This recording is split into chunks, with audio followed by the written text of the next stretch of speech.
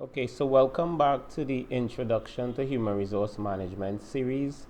Welcome to episode 7. In this episode, we are going to talk about job design and how job design could continue to serve the organization in terms of having motivated individuals who are carrying out effectively and efficiently the functions of their respective positions, and they're also doing it in a manner that is safe and doesn't compromise their health and well-being, whether it's physical or psychological, in any way. So that's what we're going to be looking at. In episode 1, we looked at the evolution of human resource management through the years. In episode 2, we talked about strategic human resource management. How do we execute strategic human resource management? In the third episode, we talked about HR planning and the various stages involved. Episode 4, we talked about recruitment and selection. Episode 5, we talked about training and development. In the last episode, episode 6, we talked about motivation within organizations. And today we're going to continue that conversation talking about job design. If we are lucky, we are not going to be that long in this video. I'm hoping that we're not that long in this video. So what are the objectives? We're going to define job design as an HR practice, a simplistic definition. We're going to identify elements that provide leverage for job design, critique various approaches to job design, and ultimately we want to recognize that there are simple decisions that we can make to increase levels of staff motivation using job design.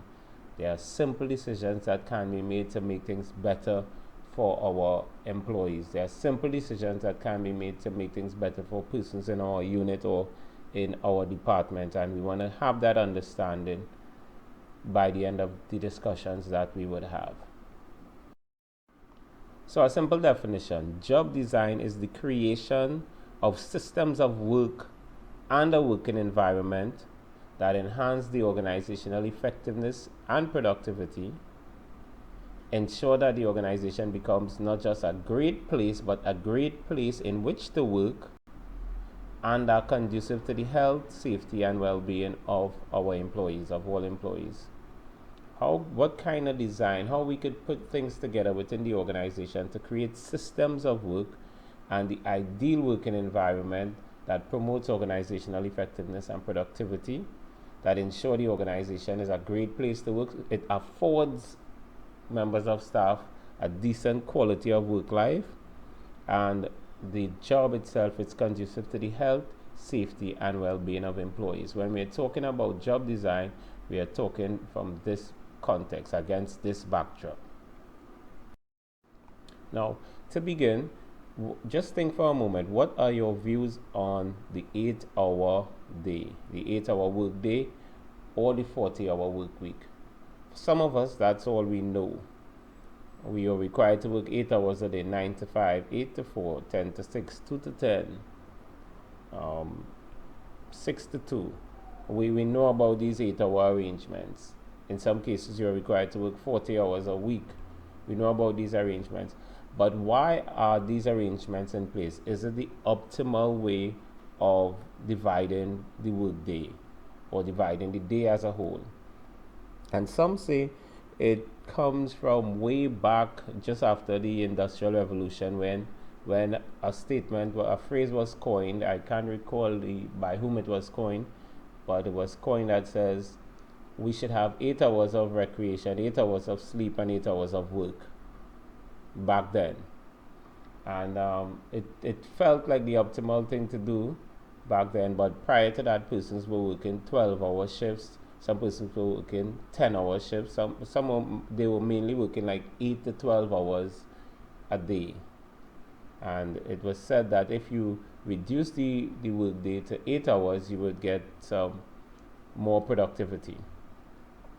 In a lot of cases, it was reduced to 10 hours, and I think it's Henry Ford in his organization. He actually reduced the work day to 8 hours, and he discovered that members of staff were happier, they were working harder, they were more motivated to work, they were getting sick less often, they had less errors being made in the workplace, And because of his success in experimenting with reducing shifts to an 8-hour day, a lot of other organizations began to copy what he was doing, and they too began to get some decent results from those kinds of shifts.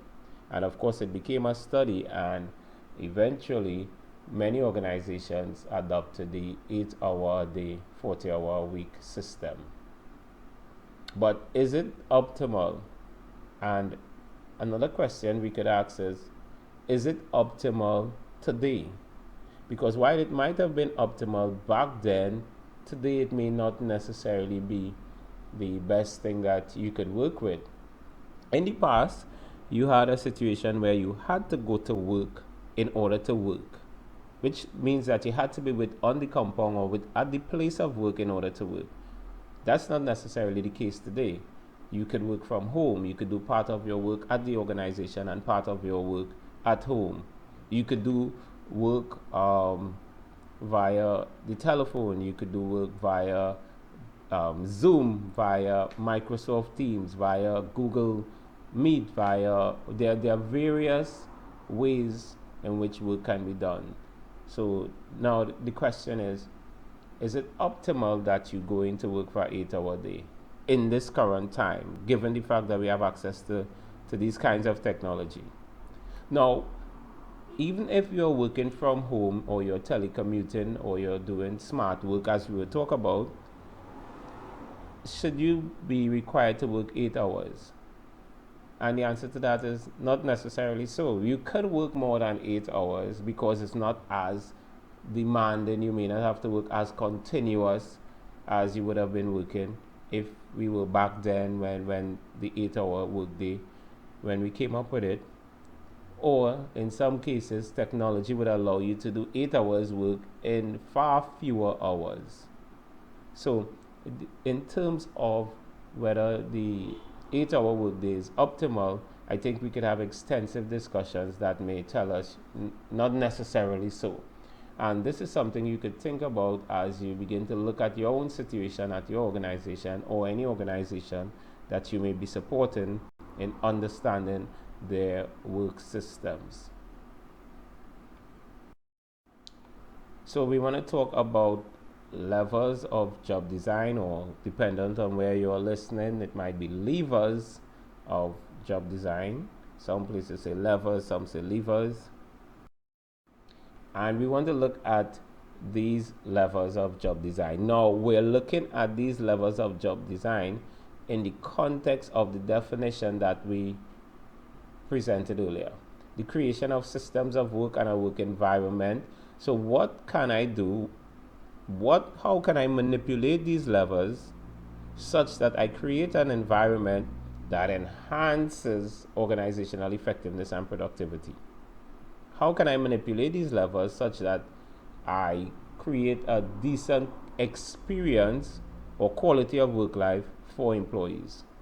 How can I manipulate these levers such that I am not necessarily impacting in a negative way the health and safety and the well-being of members of staff? So you can look at full-time or part-time work. That's a lever that you could pull. So I'm going to switch this from full-time, because it's not necessary to be full-time, I'm going to make it part-time. Or I may have somebody on part-time, but they're remember last week in the last class we talked about Maslow's theory, and we talked about safety, and under safety we talked about psychological safety, and under that we talked about economical well-being. So if you're a part-time worker, you may not necessarily be as motivated, because you're going to think that, at any point in time you could lose your job, or your job would not be paying you as well as you would like. So to increase the motivation of the individual such that that individual is encouraged to work harder at the organizational goals, you could now move from part-time to full-time. So that's a level that we interfered with to make things better. In terms of responsibility, that's another level that we could look at. A person may not be challenged by their job, and they may be just going through the motion on a daily basis. If I add responsibility to this individual, consistent with what David McClellan is talking about in what we talked about last week, the need for achievement, that need to feel significant within the organization, to feel like if we are doing a job that is contributing to the organization goals. How could I increase the responsibility of a member of staff that may not be challenged or motivated such that they are now challenged and motivated and they're working towards the goals of the organization? Then we could look at it from the perspective of salary. That's a lever that we could tamper with as well. We could give more salary, we could give a different system of compensation. So we could be mainly standard wage or salary, or you could go variable pay, you could go bonuses, you could go incentive based type pay. So salary is a means. We could increase salary, we could decrease salary, dependent on the issues that we're faced with and the results that we're looking for. Goals, adding goals to the organization, to the system of work, could impact the performance of employees. Remember, we talked about Edwin Locke in the goal setting theory, and what he said with goals is that goals cause an individual to become somebody different within the organization. The fact that you've identified goals, you've created goals together with your employees, and they are going after these goals, they are placing certain kinds of demands on themselves, and the demands that they are placing on themselves would cause them to be somebody different. You grow as a person in relation to the demands that you put on yourself. So going after goals would force you to put certain kinds of demands on yourself, would force you to grow into the kind of individual that the organization needs to succeed. So that's another lever that we could pull. KSAOs, knowledge, skills, abilities, and other attributes. For different functions within the organization, for different jobs, you could say a different level of knowledge is required, a different skill level is required. You would require a different sets of abilities. You would require different sets of attributes. So you could say, in order to be a part of this department, you need to qualify yourself in X. And when you qualify yourself in X, it means that you'll be bringing more to the table. And that is a lever that you can pull. Equipment, well, it's self-explanatory. We bring equipment in that could alter the experience, that could alter the system of work, that could alter the results. It can make things easier. It could make things more efficient, more effective. Specialization. Again, we could talk about a specific set of skills are required in order to access the opportunity to be in a certain position. That specialization, of course, would cause the products or the services of the organization would bring about improvement in those areas. Status. So again, we have a need for, according to Maslow, we have a need, esteem needs, which we have a need to be recognized, we have a need for recognition, a need for status, a need to be identified as. So these are levels that you could pull. You could, for example, I think one of the things that was mentioned in a discussion that I had with a group is your name in terms of a person who's working at a fast food restaurant might become a sandwich artist or a sandwich technician, as opposed to simply a person who is serving the sandwiches. So you improve the status of that individual. Scope for advancement. A lot of us have this need for growth within the organization, consistent with who was it? Was Clayton Alderfer talks about ERG theory, existence, relatedness, and growth. We all have a need for growth within the organization. Frederick Herzberg talked about the two-factor theory. Our need for recognition, our need for advancement must be satisfied. So these are levers that we could pull in developing the system of work or creating the work environment such that persons are more motivated to go after the goals of the organization. Authority. David McClellan talks about the need for power. Some of us have a need for power. Some of us have a need to control others. Some of us have a need to be in authority. And not only that, there are some spaces it must be structured with persons in authority, because compliance may be what is required to get the job done in an efficient and effective manner. So authority is a means of improving the work system.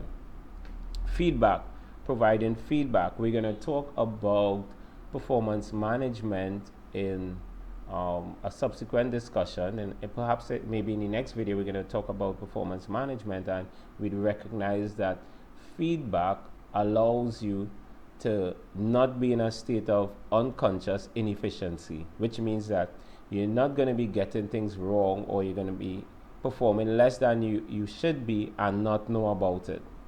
So feedback allows for that level of control, for you to get yourself back on course, for you to get yourself on the course that allows for the organization to achieve its goals. So feedback is an element we could add to the job experience or the job dynamic, such that persons could be more effective, they could be more productive, they could feel better about the organization, and of course we're talking about the well-being, which would be physical and psychological well-being.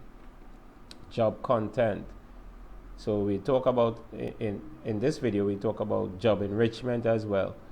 So some people may feel less than motivated, and just as we talked about with responsibility, and you could add various elements, you could add other jobs to one job to enrich the job and make people feel a little more motivated. In terms of schedules would impact an individual in terms of their levels of satisfaction. Persons may have other aspects of their lives that they would want to be paying attention to, so schedules would become important.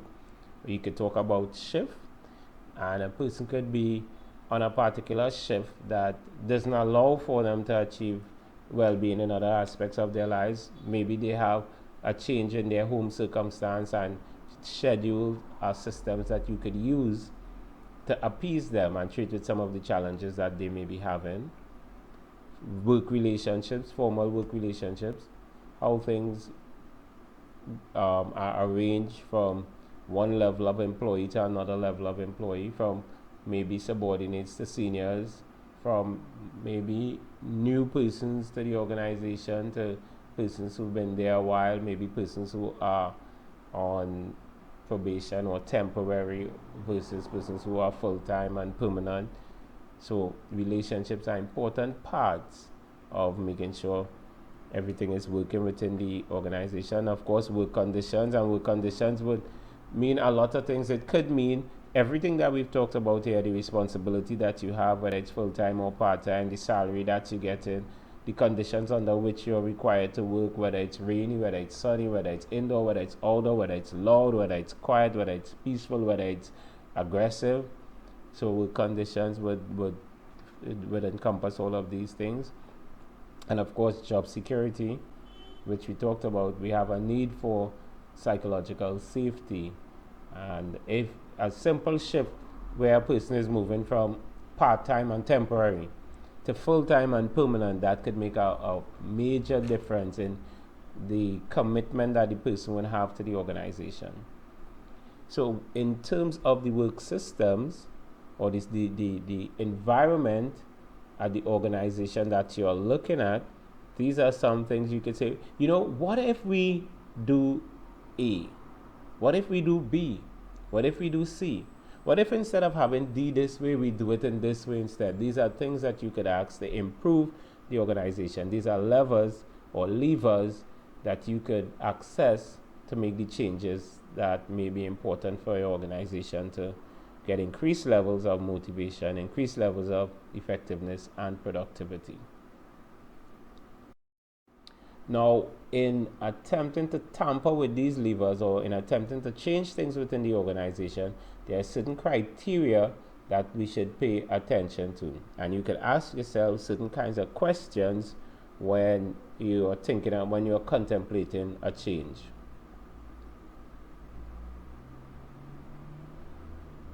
For example, if I make this change, would it make the work more efficient?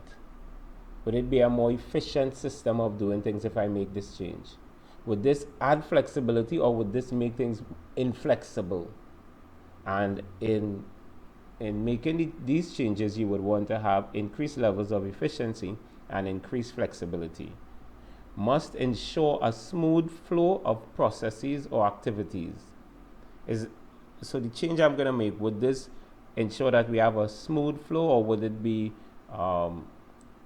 more or less staggered? Would it be impeding certain kinds of processes? Would it be taking away from would it be increasing the amount of time required to carry out activities? Would there be unnecessary elements or unnecessary pauses? So these are things we need to consider in terms of the changes that we would want to make. Would it facilitate the effective use of resources, or would it increase wastage within the organization?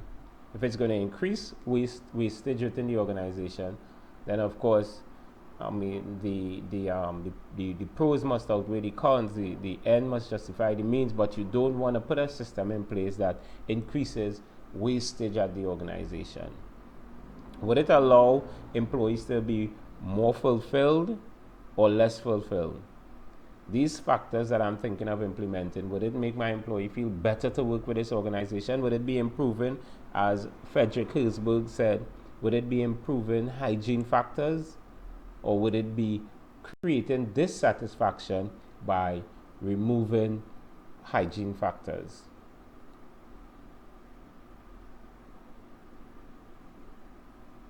Would it be encouraging cooperative effort and teamwork? Is cooperative effort and teamwork necessary for the organization? And if I make this change, would it be encouraging cooperative effort and teamwork, or would it be taken away from? If I put this, let's say I put a next level of tier of employees within this department, would that make things better? Would it make things worse? Would it increase conflict? Would it promote conflict? We have to pay attention to these things. Would it provide a good work environment with optimal quality of work life? So again, we're talking about hygiene factors. What kind of experience would my employees have if I make this change? Provide a safe and, well, safety is paramount. Would it provide a safe and healthy work environment with minimal stress? Am I going to be increasing stress levels and without justification, without a need for it? Am I going to be creating unforced errors? Am I going to be putting employees under pressure just because? So we need to be able to answer this question and be satisfied with the answer that we are getting. Does it take into account the general environment, the general space? Not because it's working at X organization means it's going to work at Y organization. We need to take into consideration specific issues related to the organization that you are looking at. So we are agreeing that there may be simple changes that you can make at your organization. We are agreeing that there are several levels that you could use to get that kind of leverage for things to get better at your organization. But we're also saying, as you attempt to use these levels to make these changes, we have a set of criteria that we must pay attention to, and each criterion would affect the organization in terms of its productivity, or employee in terms of their levels of fulfillment or enjoyment at the workspace. So we must pay attention to the respective criteria. So we're going to talk about some approaches to work design, just get a better understanding of some approaches to work design. And we're going to ask ourselves some questions when we talk about these approaches to work design. So shift work. Many organizations require 24-hour coverage from time to time. As a result, shift work would be inevitable. If you require 24-hour coverage and you can't have somebody at your one person or one set of employees at your organization all the time, it's going to require shift work. In many manufacturing organizations and even service organizations, it may require shift work. Shift work often include 3 8-hour shifts, so sometimes you hear people work 6 to 2, 2 to 10, 10 to 6. Sometimes it may require 2 12-hour shifts. So you work 6 to 6, and then somebody else comes on 6 to 6, and then you come back 6 to 6, etc.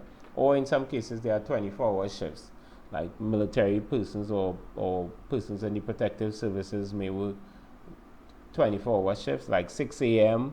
to 6 a.m. the following day, or 1 p.m. to 1 p.m. the following day. So there are different kinds of shifts, or there may be a combination. In one organization, you may have persons working 24-hour shifts.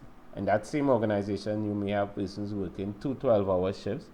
In that same organization, you may have persons working 8-hour shifts. And in that same organization, you may have persons working special shifts, which might be 5 a.m. to maybe 9 a.m. or 12 midnight to 6 a.m. So you may have all these kinds of special arrangements to accommodate what is required within the organization. The effectiveness of the operation, the productivity of members of staff, the health and well-being of members of staff, all these things would be taken into consideration.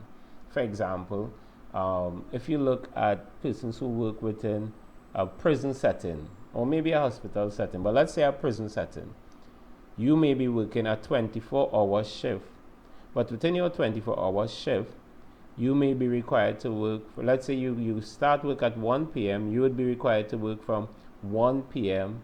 to 6 p.m. because there are activities that must be undertaken. The persons that you're looking after, they would have to be fed, they would have to clean their spaces, they would have to take their baths, etc. And as a result of that, there would be a lot of work. But during the period 6 p.m. and perhaps 5 a.m., they may not necessarily be doing much. So in a case like that, you would have a downtime between 6 p.m. and 5 a.m., but you're required to be there should there be an emergency. So there are different shifts that you could put together to facilitate the type of work and the effectiveness of work being done within the organization. Now, what do you believe are the pros and cons of a shift system or any shift system? That's something that you could think about. That's why we say it's critical thinking. So before continuing, you could just spend some time asking, pause the video and say, I think the pros of an 8-hour shift is that you don't have to work that long. You could still have time on afternoons or in the mornings to do different things.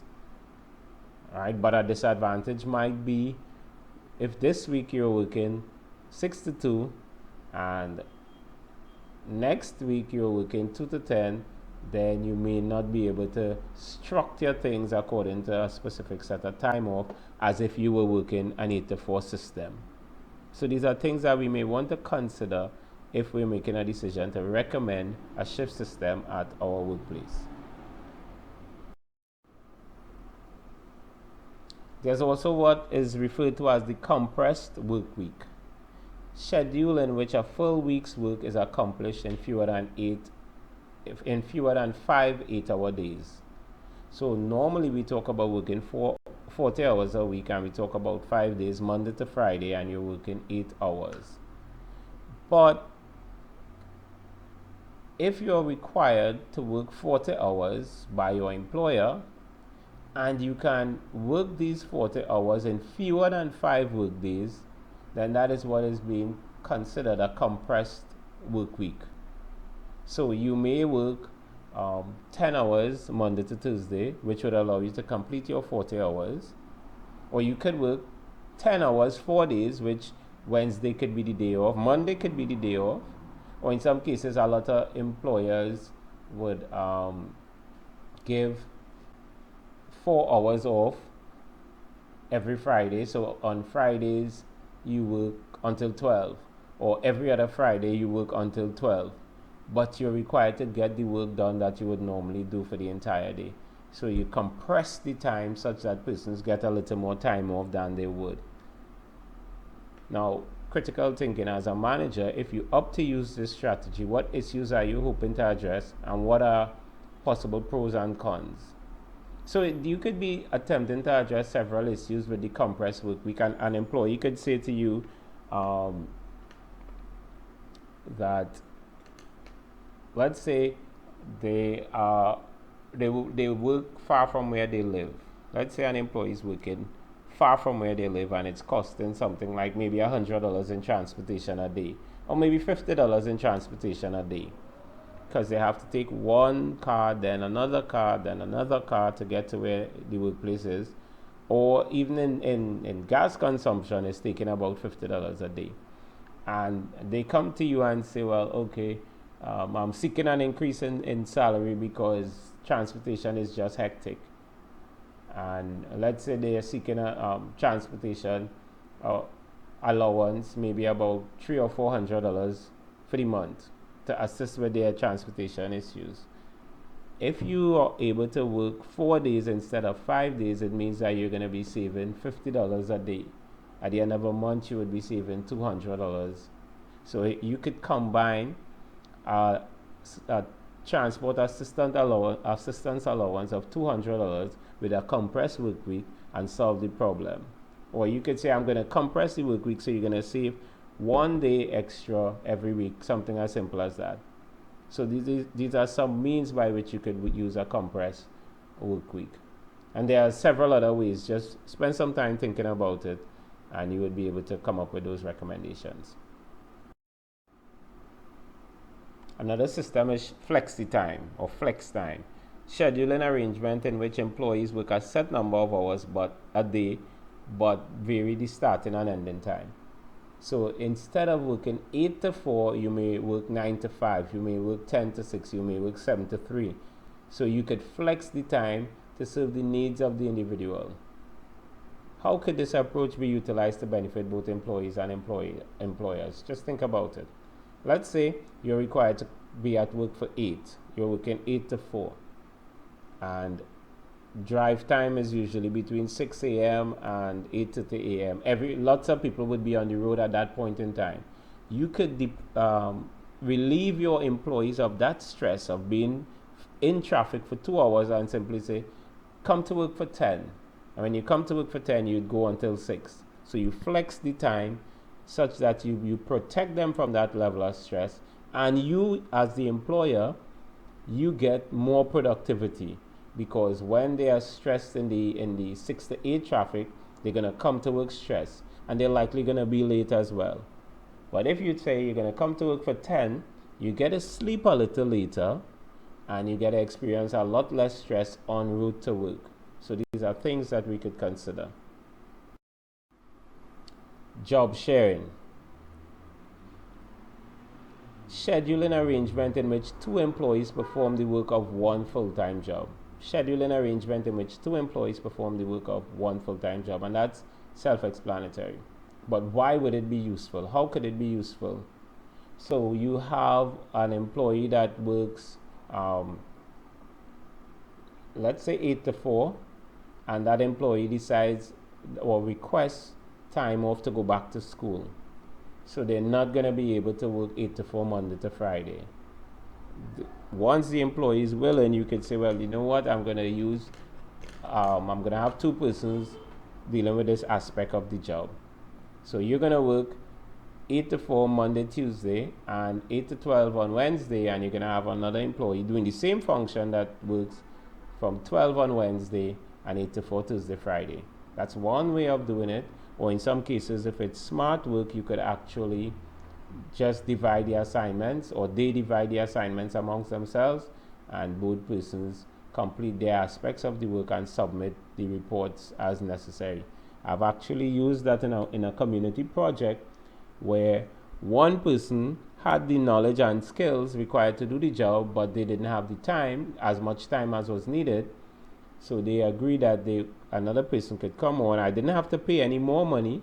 I divided the money that I was paying into 2, and one person got the opportunity to learn from the other person. Another person got the opportunity to have the time off that they wanted, but the project was done through job sharing. So these are things that you could consider. Telecommuting, working from home or remote locations via telephone or via the internet. So as I mentioned earlier, we don't have to go to the workplace today. 100 years ago, it was necessary. Today, we could work from home. Or as it is right now, I'm working from home. preparing lectures. You could use Zoom, you could use Microsoft Teams. So there are a lot of things that you could do to work from home.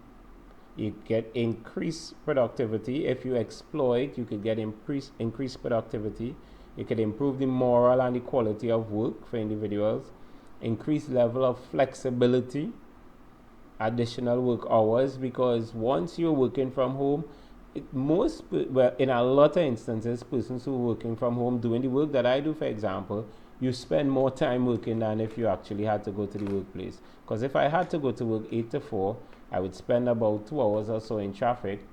I would have to go on lunch. I would take breaks during the morning. I'd go on lunch, maybe from 12 to 1, maybe reach back late, take an afternoon break, and then I'd have to struggle to get back on evening, maybe a couple hours.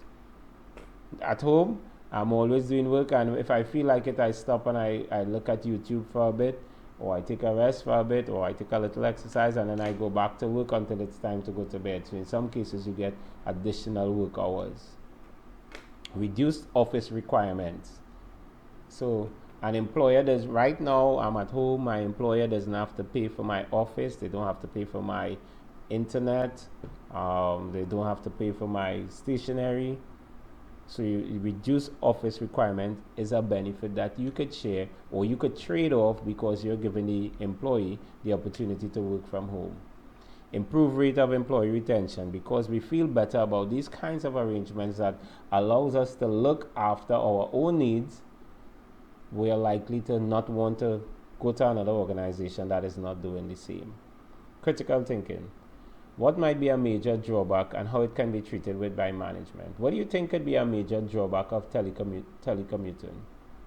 One of the major drawbacks that I could draw your attention to is persons would be unsupervised largely. And because persons would be unsupervised, it means that you cannot base the quality of output or the employee's output on the hours they agree to work. You would have to base it on the agreed targets that the person should meet rather than the number of hours that the person might work. So it would have to be in terms of the targets or the quality of the outputs that the individual is required to produce. Smart working. An approach to organizing work that aims to drive greater efficiency and effectiveness in achieving job outcomes through a combination of flexibility. I'm going to make it very flexible for you. Autonomy. You're going to be in charge. Collaboration. You're going to be working as part of a team in parallel with optimizing tools and working environments for employees. In parallel with optimizing tools, meaning technology, the use of technology, and working environment for employees. So when I combine all these dynamics, when I combine all these variables, I could create a smart working system. Some characteristics of smart working: self-management, a high degree of autonomy, and a philosophy of empowerment. So I'm giving you the free time, I'm giving you the option to be in charge. You are now empowered to be in charge. The use of virtual teams or work groups. We're going to use technology to ensure that we're meeting and having conversations, and I'm satisfied with what you're doing and you're satisfied that you're contributing to the organization. Focus on outcome-based indicators of performance. Remember, I just mentioned that, not time-based indicators, but targets and outcome-based indicators. High-performance working culture. So the individuals that we're going to be involved with smart working must be persons who are high levels of efficiency, high levels of effectiveness, and they must really consider themselves a citizen of the organization. They really want to get the job done. Flexibility in work locations and hours. So it's location independent. We don't have to be at the workplace or any specific location in order to get the work done. Use of more advanced communication technology, straightforward. We're going to be using Microsoft Teams. We're going to be using Zoom. We're going to be using integrated learning platforms, etc. Google Meet, etc. Hot desking and working from home. Hot desking is simply an approach that allows several employees to use one office space or one desk or one cubicle. All right, so let's say we have, let's say, 5 employees or 5 sales agents working in the north, in Port of Spain, for example. And you don't need a building with five cubicles or 5 offices for these 5 employees. You could simply have a cubicle within a building in Port of Spain where the employees would arrange themselves when they're going to be using it. So they could go there to print, they can go to have lunch if they need to, they can go to meet a client, they could go to use the internet, but they're not using any 8 to 4, they're just scheduling how and when they're going to be used at. So a lot of times they're going to be in the field, but there's this hot desk that anybody could use to support their functions. I hope you understand hot desk in there. And of course, working from home is straightforward. Ways of working that are underpinned by or drive high trust working relationships. I just mentioned that there. You need to have persons who are willing to be citizens of the organization. I can trust you to do what you have to do because you have the interests of the organization at heart. You're conscientious. You use your time intelligently even though you're not being supervised. And alignment of smart working with business objectives. So everything that we're doing here is dependent on the strategies that we've set and the objectives that we set. We're going to align these characteristics to the strategies that we've set within the organization. And that is referred to as smart working.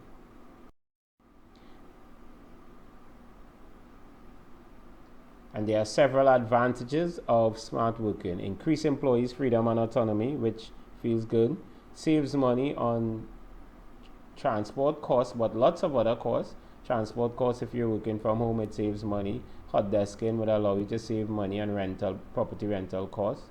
Saves money on office costs, I just mentioned that. Save time in traffic. Improve reconciliation of work-life balance. So you could now focus on other aspects of your life which makes you feel good. It's not like your job or your time in travel, it's consuming other aspects of your life. If the work is structured well, usually based on objectives, productivity can be increased. An improvement in workers' quality of life is noticed. The worker values the work and the company, and this could attract talent to your business. I prefer to work for this organization because it allows the integration of people with reduced mobility. So you could actually, persons with reduced mobility, for whatever reasons, they could still be fully involved in achieving the objectives of the organization. But with everything else, if there are advantages, there are disadvantages. What are some possible disadvantages? Could you think about any disadvantages to smart working? Disadvantages. The worker sees his personal life invaded by the work. That's a possibility because it's like you're on call right through often. So that could be a possibility, right? So I'm working right here, and if my children want to come into this room, they can't come in because I'm working. If my wife wants to run just to grab something in this space here, she has to be mindful of how she's dressed because persons could see on a video. So that's a disadvantage. It might lead to isolation of the worker due to not having contact with peers. This can also cause feelings of not being identified with the company. So you're doing it on your own, you don't have your peers to support you, you're not developing a bond with your peers. These are likely downsides to smart working. If work is not well planned or executed, productivity may decrease.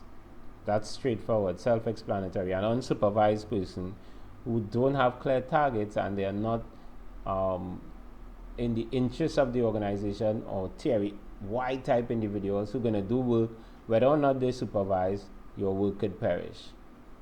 There may be less control over the quality and quantity of work. And another disadvantage, part of the savings generated for the company can mean expenses for the workers. In some cases, for example, right now I have to pay my internet and I have to pay for stationery that I'm using here. And if it were not this arrangement, my employer would be absorbing these costs. So we're going to end with this discussion here: common approaches to increasing motivation through work design. What issues set the stage for each? So I'm going to share with you three approaches to increasing motivation through work design, and I'm going to leave you with the opportunity to figure out how you can use them, what issues you would target by using them. So let's look at job enlargement. Broadening the scope of a job by expanding the number of different tasks to be performed. Why would you use job enlargement? How would it support an individual? How would it support your organization? Critical thinking. Job enrichment. Increasing the depth of a job by adding responsibility for planning, organizing, controlling, or evaluating the job. Why would you need to resort to job enrichment? What kind of issues would you be addressing? And how would job enrichment support you? Job rotation. The process of shifting an employee from job to job within the organization. Why would you have a need for job rotation? How would it serve you?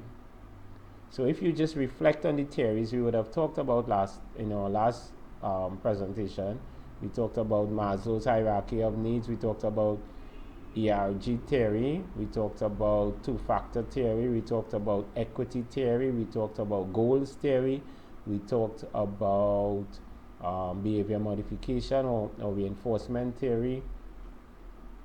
What else? We talked about expectancy theory. So why would we do these things?